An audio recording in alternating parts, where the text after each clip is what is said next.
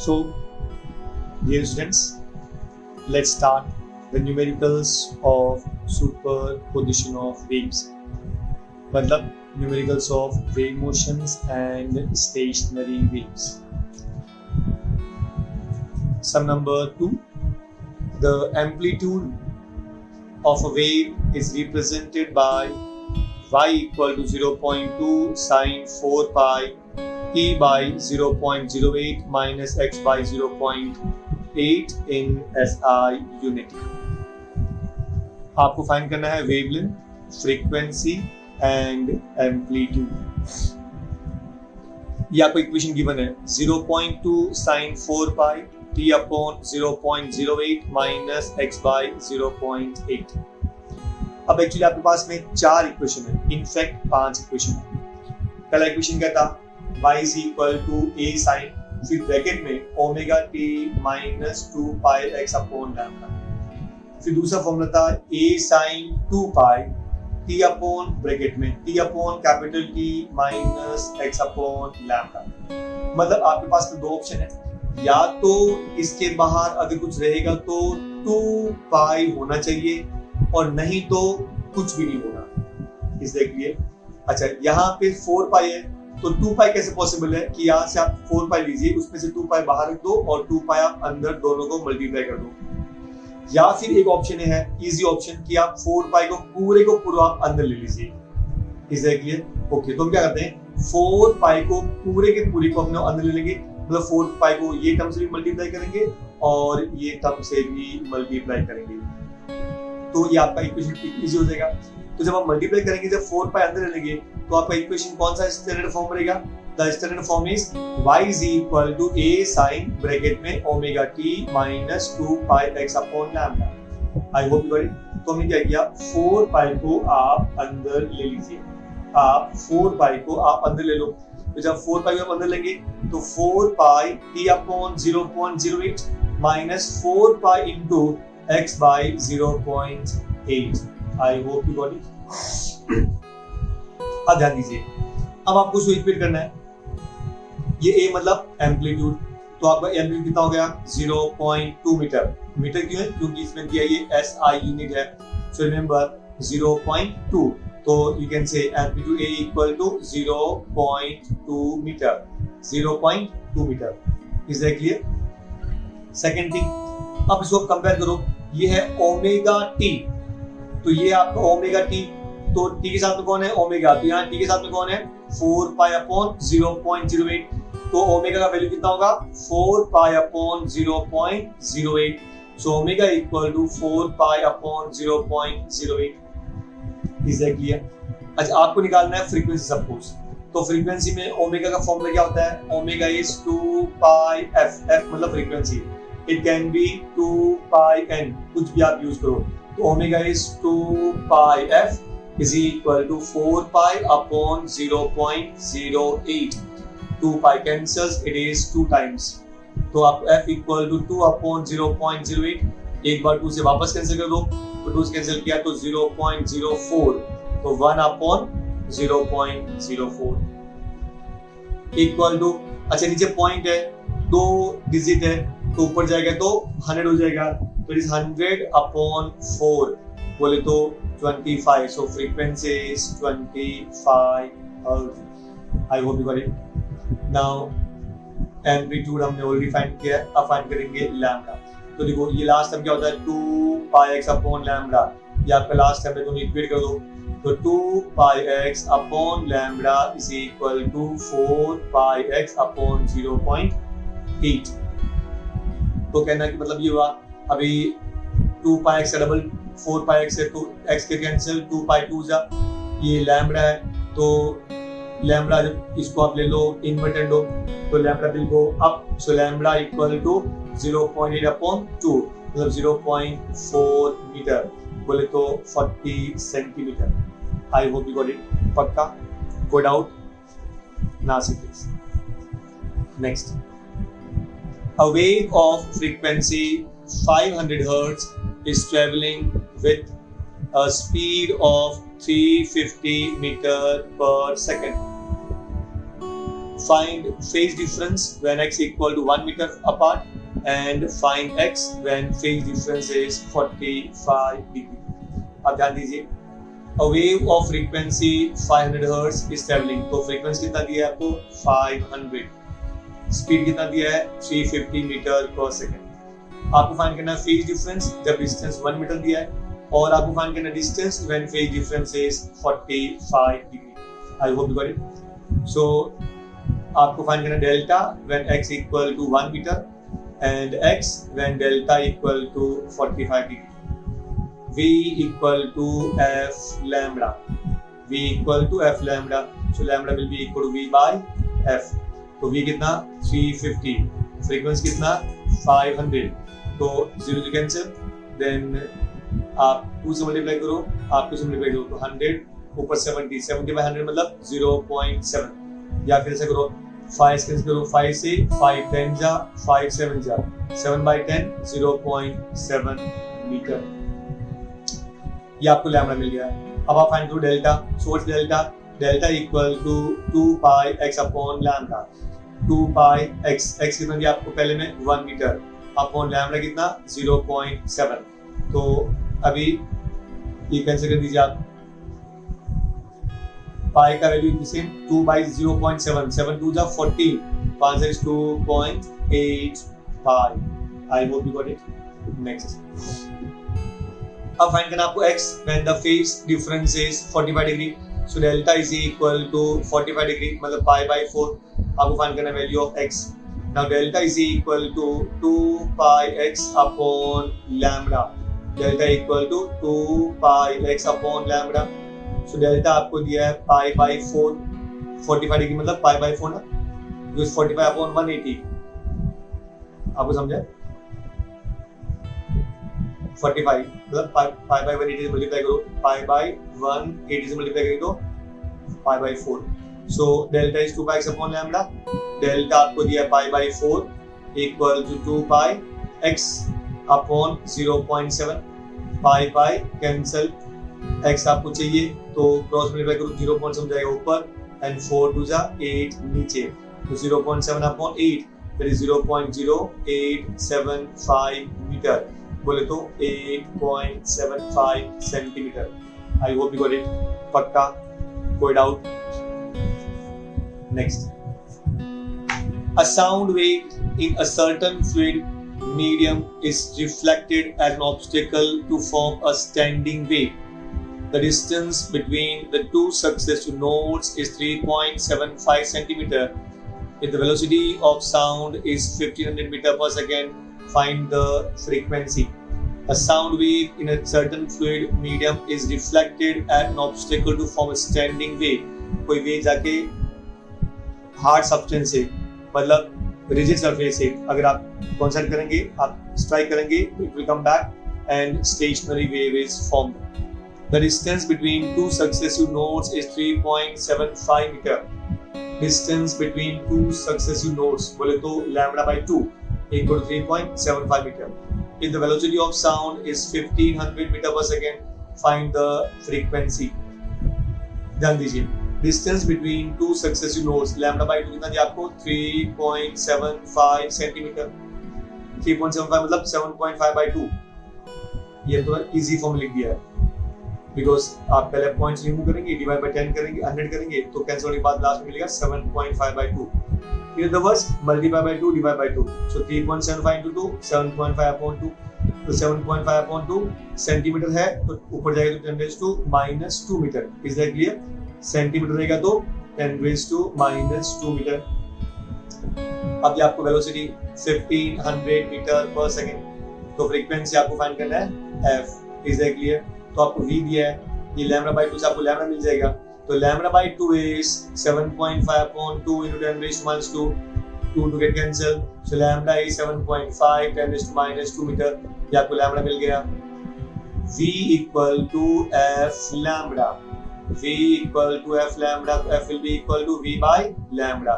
तो v कितना दिया है 1500 upon lambda कितना 7.5 into 10 raised to -2. तो ये देखिए 7.5 हम लिखेंगे 75 into 10 raised to -3. 75 2 जा 150, लास्ट में एक और 0, फिर 10 माइनस ऊपर जाएगी तो 10 टू प्लस 3, तो 20 into 10 टू प्लस 3 बोले तो kilo hertz, so 20 kilo hertz. I hope you got it, पक्का।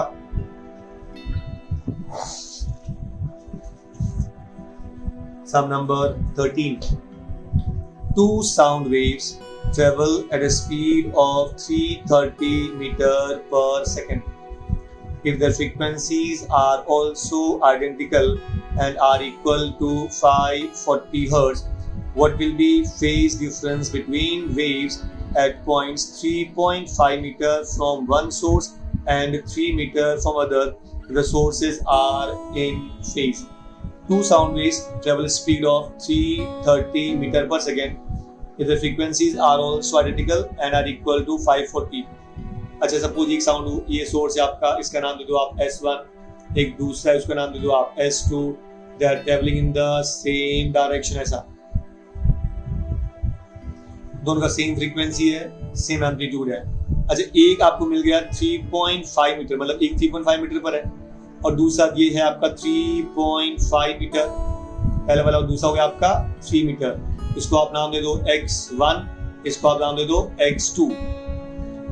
इस देखिए, तो उनके बीच में डिफरेंस कितना है, ये वाला कितना 0.5 मीटर उसका बीच का डिस्टेंस है।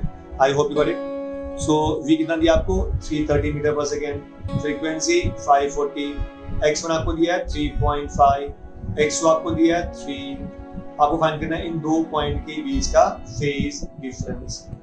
What the formula, v equal to f lambda, so lambda will be equal to v by f। तो v कितना दिया है 330 अपॉन f कितना है frequency 540, 0 0 cancel, 30 by 54 cancel with 11, cancel with 3 11 जा and 3 18 जा, 11 by 18। I hope you got it. अभी ये आपको लैम्बडा मिल गया, so it's delta 2 pi by lambda into path difference, path difference मतलब x1 minus x2, so 2 pi by lambda कितना दिया है 11 by 18, तो ये 11 है, ये डिवाइड बाय 11 डिवाइड बाय 18, तो ये 18 जाएगा ऊपर, सो 2 pi by 11 into 18 into 0.5, 18 into 0.5, 18 5 99 या 10.5 मतलब हाफ, 18 का हाफ 9, 9 2 जा 18, 18 बाय 11 इनटू पाई, 11 1 जा 11, बाकी बचा 7 70, 11 6 जा 66, बाकी बचा 40, approximately 11 1.64 pi. I hope you got it. Next.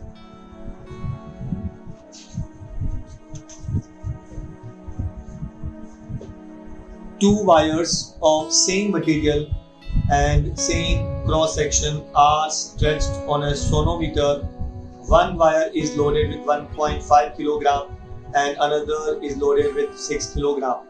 The vibrating length of first wire is 60 centimeter and its fundamental frequency of vibration is same as that of the second wire. Calculate the vibrating length of other wire. आपके पास में दो wire है, same material, same cross section, एक में wait दिया 1.5 kilogram और दूसरे में वेट दिया 6 किलोग्राम। फंडामेंटल फ्रीक्वेंसी दोनों का सेम है।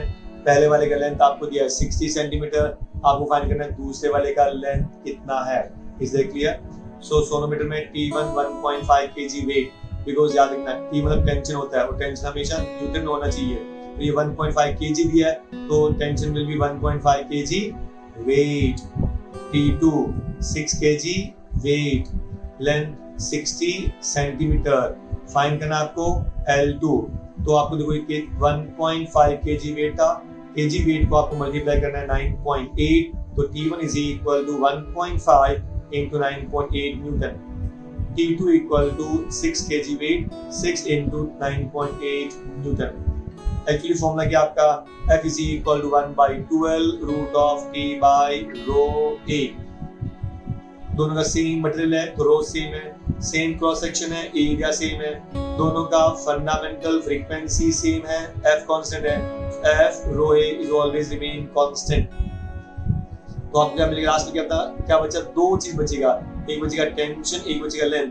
ऊपर वो आपका रूट ऑफ टेंशन, नीचे आपका length, so root of T by L is equal to constant. अच्छा, और T by squaring on both side, so T by L square is equal to constant. Now T by L square constant है, तो T1 by L1 square equal to T2 by L2 square. T1 कितना दिया है, 1.5 into 9.8 divided by 60 square equal to T2 6 into 9.8 divided by L2 square, 9.8 get cancel, 1.5 4 times, तो आपका 4 हो गया। तो ये 1/60 square 4 by L2 square, cross multiply कर लो, L2 square equal to 4 into 60 का स्क्वायर 3600, तो L2 square equal to multiply करो, 6 4 is 24, carries 2, 4 is 4, 4 is 12 plus 2 14, 14400, ये आपको मिला L2 square. So L2 will be square root of 144, 144 का 12 और डबल 0 का 10, तो 120 सेंटीमीटर, क्योंकि हमने लेंथ सेंटीमीटर में ही लिया था। अगर आपको मीटर में कन्वर्ट करना है, divide by 1.2 metre. I hope you got it. Go it out. Look at some number 15.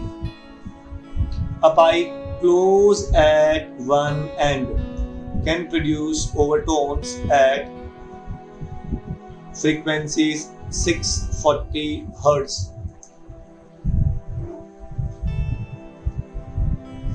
A pipe closed at one end can produce overtones at frequencies 640 Hz, 896 Hz and 1152 Hz. Calculate the fundamental frequency. क्या find करना है आपको? Fundamental frequency find करना है। ये आपका closed pipe, याद आपको fundamental frequency of closed pipe is V by 4L, कितना? V by 4L. Next 3V by 4L. Next 5V by 4L. इसमें आपको odd multiples of fundamental frequency मिलता है। इस देखिए वापस देखो, पहले V by 4L, उसके बाद में 3V by 4L। तो आप दोनों का डिफरेंस करके दो, 3V by 4L minus 1V by 4L will give you 2V by 4L. It will be 2V by 4L, 2V by 4L. इसका मतलब difference between in closed pipe, difference between two successive frequencies always equal to 2 times fundamental frequency. आपको समझ गया? वापस देखो, what is fundamental frequency? V by 4L. Next वाला 3V by 4L. Minus कर दो 2V by 4L. V by 4L is fundamental frequency. So 2 times fundamental frequency. So दो successive frequencies का difference is always 2 times fundamental frequency. So 896 minus 640 मतलब 256 is equal to twice F. तो F will be 2 को down कर दो, 256 divided by 2 will give you 128 Hz. I hope you got it. Pakka, go out. Next. A standing wave is produced in a tube open at both sides. The fundamental frequency is 300 Hz. What is the length of the tube? एक tube है, standing wave is produced in a tube open at both ends, मतलब hollow pipe है। Fundamental frequency आपको दिया है 300 Hz. What is the length of tube? तो remember आपको दिया है ओपन पाइप के अंदर फंडामेंटल फ्रीक्वेंसी आपको दिया है 300 Hz, वेलोसिटी इज 340, आपको फाइंड करना है length of open pipe. What is the formula for fundamental frequency of open pipe? V by 2L, V by 2L। O में इसलिए लिखा कि ओपन पाइप है, आपको समझ लेगा, otherwise V by 2L। F का वैल्यू 300 इक्वल टू V आपको दिया है 340 मीटर पर सेकेंड अपॉन 2 into L, 2 आपको दिया है और L0 आपको फाइंड करना है। तो 2 1 2 2 17 जा तो 170, so 300 equal to 170 by LO, LO will be equal to, नीचे ट्रांसफर करो 300 को, 0 0 कैंसल, देन एक 0 और करें तो 1.75 3, 1.7 को 3 से डिवाइड कर दो, 3 5 जा 15, बाकी बचा 2, 3 7 जा तो approximately 0.57 metre. I hope you got it. Go it out. एकदम पक्का। Now, find the fundamental frequency first overtone and second overtone frequencies of a pipe open at both ends of length 25 cm with the speed of sound in air is 330 meter per second. आपको तीन frequency निकालना है, fundamental, first overtone and second overtone. अब देखिए L0 कितना दिया है 25 centimetre, मतलब 25 बाई 100 मतलब 1/4 मीटर. आपको दिया है वेलोसिटी 330 मीटर पर सेकेंड. सबसे पहले what do you mean by fundamental frequency? It is V by 2LO. That is V by 2LO. V कितना 330 अपॉन 2 इंटू व्हाट लेंथ 1/4. 2 1 जा 2 2 जा 2 जाएगा ऊपर. 330 into 2 660 hertz. I hope you got it. First overtone equal to 2 into fundamental frequency 2 into 660, that is 1320 hertz. Second overtone 3 times fundamental frequency, that is 3 into 660 fundamental 360 okay? 3 into 660, so it is 1980 hertz.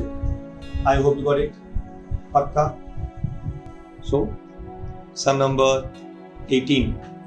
A pipe open at both ends has a fundamental frequency of 600 Hz. The first overtone of a pipe closed at one end has the same frequency as the first overtone of the open pipe. How long are the two pipes? आप बोला कि दोनों pipes का length कितना है? Is that clear? आप देखिए, a pipe open at both ends has the fundamental frequency 600 Hz. Open pipe का fundamental frequency 600 Hz है. First overtone of closed pipe is same as the first overtone of open pipe. How long are the two pipes? तो दोनों pipes का length कितना है? Remember, fundamental frequency of open pipe आपको दिया है, it is 600 Hz. It is 600 Hz. First overtone of closed pipe आपको दिया है equal to first overtone of open pipe. Is that clear? आपको फाइंड करना length of closed pipe and length of open pipe. Now क्या दिया? First overtone of closed pipe is equal to first overtone of open pipe. Now first overtone of closed pipe 3 times V by 4LC is equal to 2 times V by 2LO.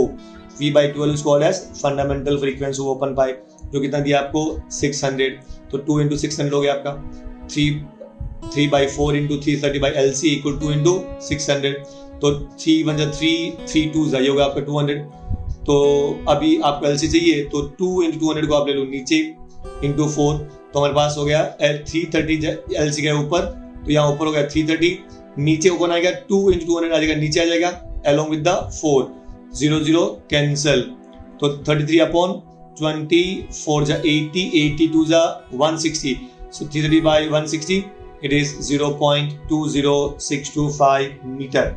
मतलब 2 point shift कर दो 20.625 centimetre.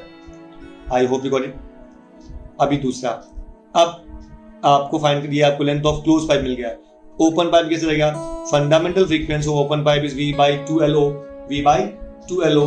तो fundamental frequency 600 equal to V 330 upon 2LO. आप cancel कर दीजिए, L जाएगा ऊपर, LO equal to 330 upon 1200. एक कर दो, 0 कैंसिल 330 by 12 2 जा तो 0.275 metre. I hope you got it. पक्का. Next.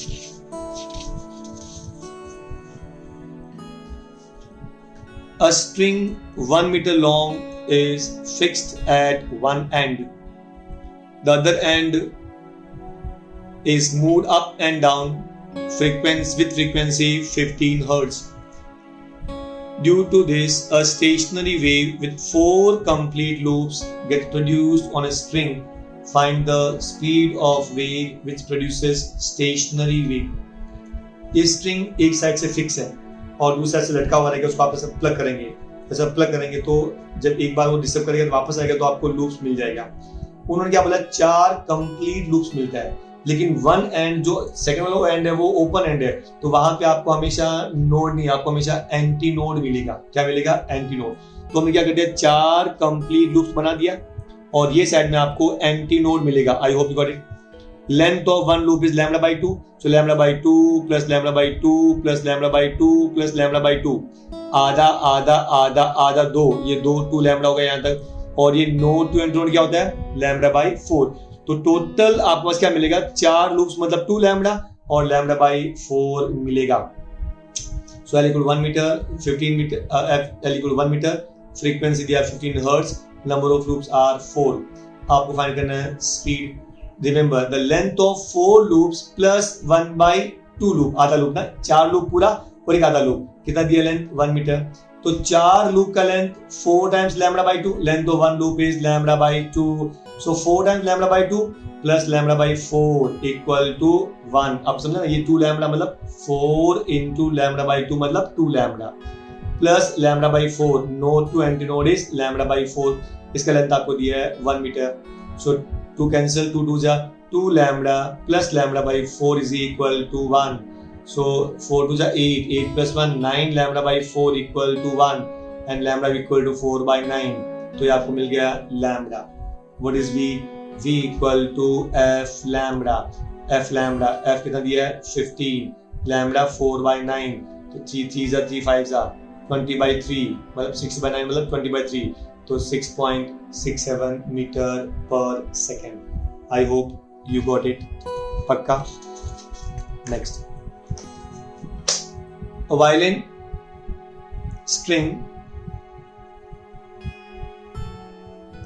string vibrates with fundamental frequency of 440 Hz.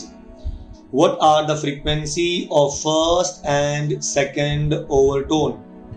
ध्यान दीजिए, a violin string vibrates with fundamental frequency of 440 Hz. It is string instruments, जब आप वाइब्रेट करेंगे तो ये इसको बोलेंगे, जो one loop is form, it is called as fundamental frequency. So fundamental frequency of string is 440 hertz. तो बताओ उसका फर्स्ट ओवरटोन कितना होगा, सेकंड ओवरटोन कितना होगा? तो remember, first overtone is twice fundamental frequency, second overtone 3 times fundamental frequency. So first overtone is 2 times fundamental frequency, 2 into 440 equal to 880 hertz, and second overtone is 3 times fundamental frequency, 3 into 440, that's equal to 1320 hertz. I hope you got it. Please remember, आपके पास में सब के सब फॉर्मूले हैं, और ये जो फॉर्मूले आपको दिया है वो इवन आपको टेक्स्ट बुक में भी नहीं दिया है, वो सब के सब फॉर्मूले इसके पहले वाले वीडियो के अंदर है। सो प्लीज मेक श्योर कि आप उसको फॉर्मूले को पढ़े। आई रिपीट, उसके अंदर वो फॉर्मूले हैं जो आपको टेक्स्ट बुक में भी कहीं नहीं मिलेगा, लेकिन definitely because experience counts and this is my 25th year of teaching, and definitely I mean to say here कि using this experience I give you almost all the formulae required for CET, NEET and JEE के लिए भी आप काफी काम आएंगे. So please make sure you should see all the formulae. Next, sum number 21. A set of 8 tuning forks arranged in increasing order. Each fork gives 4 beats per second with the next one, and the frequency of last fork is twice that of the first. Calculate the frequency of first and last fork. कितना tuning forks है? 8. 8 tuning forks. कितना? 8 tuning forks are arranged in increasing order. छोटे से बड़ा, बड़ा, बड़ा, बड़ा. Each fork gives 4 beats. Number of beats are 4 with the next one, and the frequency of last fork is twice that of the first. Calculate the frequency of first and last fork. जब tuning forks are arranged in increasing order, then Fn, frequency of last fork, is equal to F1 plus n minus 1 into x. F1 is the frequency of first fork, n number of tuning forks, x number of beats. अब उन्होंने क्या बोला कि frequency of last fork is twice the frequency of first. तो last वाला उसका first का twice है, Fn is 2 times F1. तो अच्छा, याद आपको मैंने कहा था कि ट्वाइस को हम लोग ऑक्टेव भी बोलते हैं. ऑक्टेव, ऑक्टेव याद रखना, ऑक्टेव मतलब ट्वाइस. तो F1 is twice F1, तो twice F1 equal to F1 plus n minus 1 into x. F1 जाएगा यहाँ पे, तो 2F1 minus F1 F1 equal to number of tuning forks 8 minus 1 and number of beats are 4. 8 minus 1 7 into 4, 7 4 जा 28 hertz. ये आपको मिला frequency. Then first frequency, लेकिन Fn कितना है? Twice F1. Fn is twice F1. 2 into F1 28. तो 2 into 28 it is 56. I hope you got it. पक्का. अगर इंक्रीजिंग ऑर्डर है तो यहाँ पे प्लस देगा और डिक्रीजिंग ऑर्डर रहेगा तो यहाँ पे माइनस देगा. बाकी सब कुछ same formula. Is that clear? Next sum number 22. A sonometer wire is stretched by a tension of 40 Newton. It vibrates in unison with a tuning fork of frequency 384 Hz. Find the number of beats produced in 2 seconds if the tension in the wire is decreased by 1.24 Newton. अब पहले देखिए, sonometer wire is stretched by a tension of 40 Newton. आपको initial tension दिया है 40 Newton. It vibrates in unison with tuning fork of frequency 384 Hz. उस समय जब tension 40 Newton hertz है, उस टेंशन 40 न्यूटन है, उस समय फ्रीक्वेंसी है 384 hertz. Find the number of beats produced in 2 seconds. आपको नंबर ऑफ बीट्स 2 सेकंड में, एक्चुअली बीट फ्रीक्वेंसी क्या होता है? Number of beats in 1 second, तो उसको आपको 2 से मल्टीप्लाई करना है. If the tension in the wire is decreased by 1.24 Newton. अच्छा, नया टेंशन क्या मिलेगा? इतना 1.24 कम कर दो, तो 40 में से 1.24 कम किया तो 38.76. तो फाइनल टेंशन इज 38.76 न्यूटन. तो बताओ नंबर ऑफ बीट्स कितना मिलेगा इन 2 सेकंड्स. तो relation between frequency and tension का फॉर्मूला क्या है? You remember F is equal to 1 by 12 root of t by mu. ये आपका फॉर्मूला है. F equal to 1 by 12 root of t by mu. मतलब frequency is directly proportional to root t. Frequency is directly proportional to root t, and therefore F1 by F2 equal to root of T1 by T2. I hope you got it. So F1 आपको दिया 384 upon F2 आपको पहले find करना पड़ेगा. Root of T1 40 newton, T2 38.76. 384 divide by F2 equal root of. अच्छा, इसको आप cancel किया हमने 40 से 4 से करके एक जीरो किया तो 3.8 हो गया. फिर हमने इसको 4 से डिवाइड कर दिया तो 1 अपॉन 0.969. Is that clear? और रूट ऑफ 1 का 1 है, 0.969 का रूट आपको मिलेगा 0.984. क्योंकि देखो 99 से 81 तो 9 देगा तो 0.8 रहता है, लेकिन 0.96 है तो इसका 9.84 इसका स्क्वायर रूट है. तो आप इसको क्रॉस मल्टीप्लाई कर दो. F2 is equal to 377.8 आता है. कैन यू से अप्रोक्सीमेटली इसको मैं बोलता हूँ 378 कर दो. क्या करेंगे? 378. Is that clear? तो ये इसका जो है वो एक्चुअली 378 हर्ट्ज है. सो F1 अभी ये आपको F2 मिल गया तो डिफरेंस निकालना पड़ेगा. F mode of F1 minus F2. पहले फ्रीक्वेंसी कितना था? 384. क्योंकि आपको नंबर ऑफ बीट्स निकालना है. What do mean by number of beats? The difference between the two frequencies. तो mod of F1 minus F2 384 minus 378 कितना बचा? 6 सेकंड. 6 पर सेकंड. 1 सेकंड में कितना? 6. तो 2 सेकंड में 12. आई hope you got it. 2 seconds में कितना? 12. ये नंबर ऑफ बीट्स मिलेगा. तो 12 बीट्स कितने? 2 सेकंड्स में कितना मिलेगा आपको? 12 beats. I hope you got it. पक्का? Next, a sonometer wire of length 0.5 meter is stretched by a weight of 5 kg. एक वायर है, आपने हैंग कितना किया? 5 kg. The fundamental frequency of vibration is 100 Hz. Calculate the linear density of wire. Wire का linear density निकालना है. तो length 0.5 metre, 5 kilo मास दिया तो टेंशन कितना होगा? 5 kg weight. 5 into 9.8 newton and fundamental frequency is 100 Hz. क्या फाइंड करेंगे आप? लीनियर डेंसिटी, मतलब आप क्या फाइंड करेंगे? Mu. So what F equal to 1 by 12 root of T by mu. F equal to 1 by 12 root of T by mu.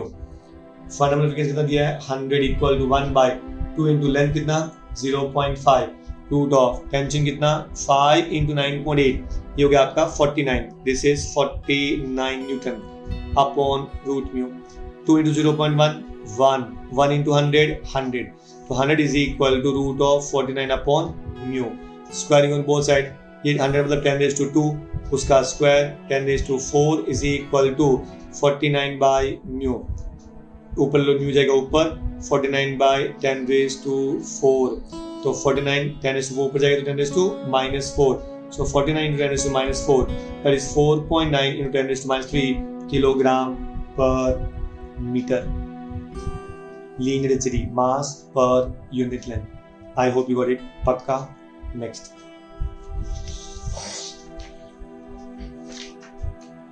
The string of a guitar is 80 centimeter long. एक guitar का string है वो 80 centimetre long है and has a fundamental frequency of 112 Hz. If the guitarist wishes to produce the frequency of 160 Hz, where should the person press the key? मतलब उसका length कितना होना चाहिए? I repeat, पहले आपको दिया लेंथ 80 सेंटीमीटर तो फ्रीक्वेंसी था 112 Hz. फिर बोला कि सपोज को फ्रीक्वेंसी चाहिए 160 तो what should be the length? So L1 80 centimeter, F1 112 Hz, F2 160 Hz. आपको फाइंड करना है final length by law of length. What law of length says? If tension T and linear density mu are kept constant, the fundamental frequency of vibrating string is inversely proportional to length of vibrating string. याद रखना, inversely proportional to length of vibrating string. Is that clear? क्योंकि length बढ़ेगा तो frequency कम, length कम हो तो frequency बढ़ेगा. So F1 by F2 is equal to L2 by L1. So F1 कितना दिया आपको 112 divide by F2 160 equal to L2 आपको फाइंड करना है एंड L1 आपको दिया है 80 81 80 twice. कल cancel 2 1 2 2 5 10 2 6 56. So length L2 will be equal to 56 centimeter. I hope you got it. Go doubt, pakka. So with this, we complete the sums of the topic superposition of waves. If you have any kind of doubt, you are free to ask as per your convenience or through proper channel. I hope you got it. So with this, we complete the chapter superposition of wave. Have a nice time.